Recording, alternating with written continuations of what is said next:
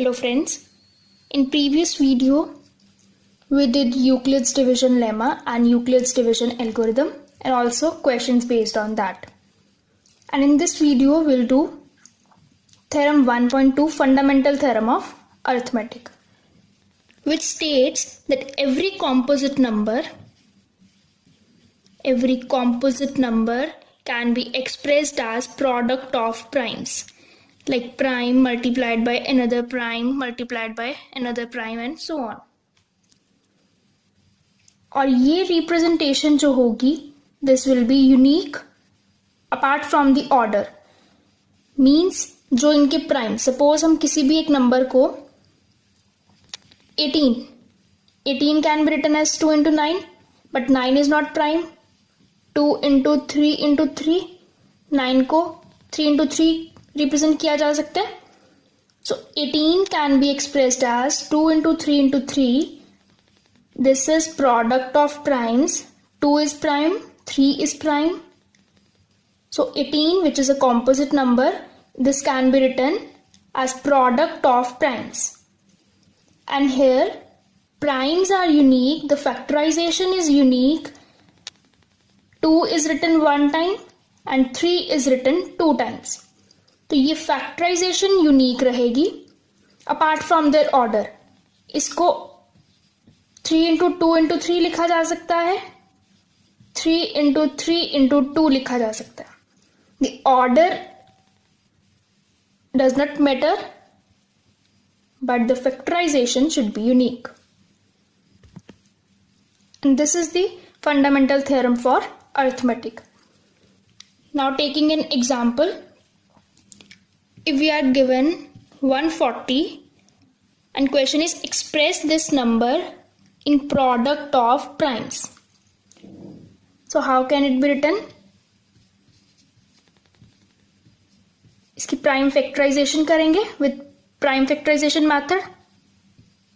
2 35s are. Now again it is 5 7s are and 7 1s are. So these all are prime numbers.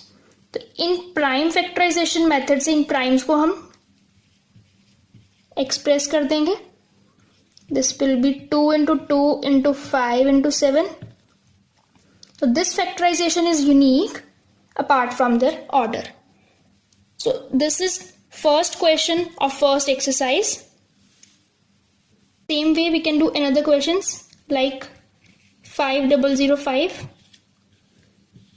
और इसकी prime factorisation firstly by 5 होगी and after that 7 1s are 7, remainder is 3, it becomes 30, 7 4s are 28, remainder is 2 and it becomes 21, 7 3s are 21. Next this will be divided by 11 1s are 11, remainder is 3, it becomes 33, 11 3s are 33.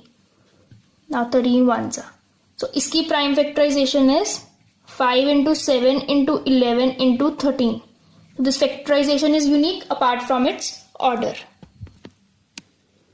Now next question is find HCF and LCM of 26 and 91 and verify that HCF into LCM is equals to product of two numbers.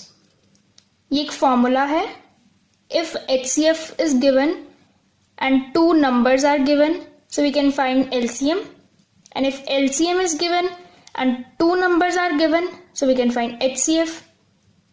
तो HCF या LCM में से कोई भी एक term हमें given हो तो हम another term find कर सकते हैं. So in this question सबसे पहले हमें 26 और 91 की प्राइम फैक्टराइजेशन करनी होगी. 26 को कैसे रिप्रेजेंट कर सकते हैं? 2 1s are 2 3s are and this is 13 1s are, and whereas 91 is represented as 7 1s are 7, remainder will be 2, it will become 21 and 7 3s are 21. Now 13 1s are. So इसकी representation है 2 into 13 and इसकी है 7 into 13. Here is 2 into 13 and 7 into 13. Now for HCF. HCF is highest common factor. Highest common factor is 13. So HCF will be 13. And in case of LCM, we require least common multiple. जो term common आ रही है उसको हम एक ही बार represent करेंगे और जो common नहीं है उसको टर्न बाय टर्न लेते जाएंगे. 26, 13 to the 26 into 7, this will be 182. So HCF is 13 and LCM is 182. Now in next question, similarly if we are given with HCF equals to 13 and two numbers are 26 and 91. So इस case में हम यही formula apply करके देखते हैं. HCF into LCM equals to product of two numbers. So LCM will be equals to 13, यहाँ multiply हो रहा है, यहाँ डिवाइड हो जाएगा. 13 1s and 13 2s. So LCM will be 2 1s 2 and 2 9s 18. तो ये वेरीफाई हो गया. अगर इस क्वेश्चन में वेरिफिकेशन करनी है तो हमें इस फॉर्मूला में वैल्यूज पुट करनी होगी. वो आप खुद चेक कर सकते हैं वैल्यूज. हाउ? HCF की value is 13, LCM is 182 and product of number 26 into 91 will be the product of 13 and 182. This can be verified as, and if it is given HCF is this and two numbers are this, so we can find LCM also. So we have done both the methods. Now the next question is, check whether 6 raised to power n can end with digit 0 for any natural number n.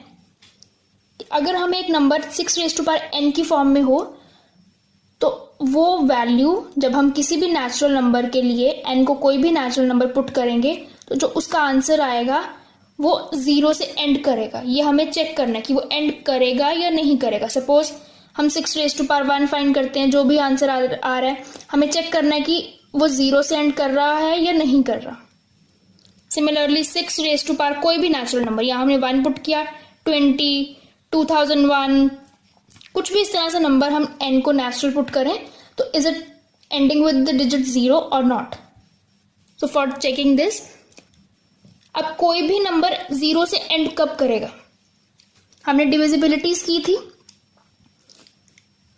Lower classes में. Like कोई भी number 0 से and तब करेगा अगर उसकी prime factorisation में 5 हो या फिर वो 10 का मल्टीपल, या 5 का मल्टीपल हो या फिर 10 का मल्टीपल हो. लाइक अब 5 4s are 20 और ये 20 जो है ये 10 का भी मल्टीपल है और 5 का भी मल्टीपल है. तो कोई भी नंबर जो 0 से एंड करेगा वो या तो 5 का मल्टीपल होगा या 10 का मल्टीपल. तो हम अब 10 जो है वो भी 5 का मल्टीपल है, तो अगर हम 5 के लिए ही चेक कर लें तो condition will be satisfied. So 6 raised to power n को हमें 5 का मल्टीपल एक्सप्रेस करना है. अगर उसको हम एक्सप्रेस कर सकते हैं तो it will end with 0, otherwise not. So here how can we express 6 raised to power n? It can be written as this, और ये हम लिख सकते हैं 2 raised to power n into 3 raised to power n. अब ये 2 भी prime factor है, 3 भी प्राइम फैक्टर है. तो प्राइम फैक्टराइजेशन तो हमने कर ली बट कोई भी फैक्टर आज 5 नहीं आया. That means 6 raised to power n can not end with digit 0. Right. Similarly अगर हमें question 4 raised to power n हो, सेम वे हम इसको भी रिप्रेजेंट करेंगे. This can be written as, और इसको हम 2 raised to power n into 2 raised to power n, या फिर इसकी रिप्रेजेंटेशन ऐसे हो सकती है 2 raised to power 2n. But prime factor in this case is 2, prime factor in this case is also 2. यहाँ पे 5 कोई भी फैक्टर नहीं आ रहा. That means 4 raised to power n can also not end with the digit 0. Now next and the last question is, explain why this and this are composite number. First of all, what are composite number? इसके लिए हमें prime numbers पता है कोई भी ऐसे number जिनका factor 1 और द नंबर इटसेल्फ, लाइक 2, इसका फैक्टर या तो 1 है या 2 है। 3, इसका फैक्टर या 1 है या 3 है। 5 का फैक्टर 1 और 5 है। तो वो नंबर्स जिनका फैक्टर सिर्फ 1 एंड इटसेल्फ हो तो वो प्राइम है। अदरवाइज अगर 1 और इटसेल्फ के अलावा कुछ भी नंबर आ जाए, 10 सपोज 20 हमने लिया, तो इसके फैक्टर्स 1 भी है, 5 भी है, 10 भी है, 4 भी है, that means 1 and the number itself के अलावा कुछ और नंबर्स आए, दैट मीन्स वो नंबर कॉम्पोजिट नंबर है। तो हमें ये रिप्रेजेंट करना है कि ये और ये नंबर कॉम्पोजिट नंबर कैसे है या क्यों है। तो इसकी रिप्रेजेंटेशन चेक करते हैं। This is 7 into 11 into 13 plus 13। अब ये प्लस है मतलब ये एक टर्म है एंड ये एक टर्म है। दैट मीन्स इनमें से हम 13 को कॉमन ले सकते हैं। तो here will be 7 into 11 plus here will be 1। अब इसको सॉल्व करके कुछ भी आंसर आए, XYZ कुछ भी इसमें आंसर आ रहा है, वो 13 से मल्टीप्लाई हो रहा है। दैट मीन्स जो भी आंसर आएगा वो 13 का मल्टीपल होगा। 13 उसको डिवाइड कर सकता है। तो अगर 1 एंड नंबर इटसेल्फ के अलावा उसको 13 भी डिवाइड कर रहा है, that means it is a composite number. तो ये 13 के मल्टीपल में लिखा जा रहा है, that means it is a composite number. Similarly next में आप क्या लोगे, 7 into 6 into 5 into 4 into 3 into 2 into 1 plus 5।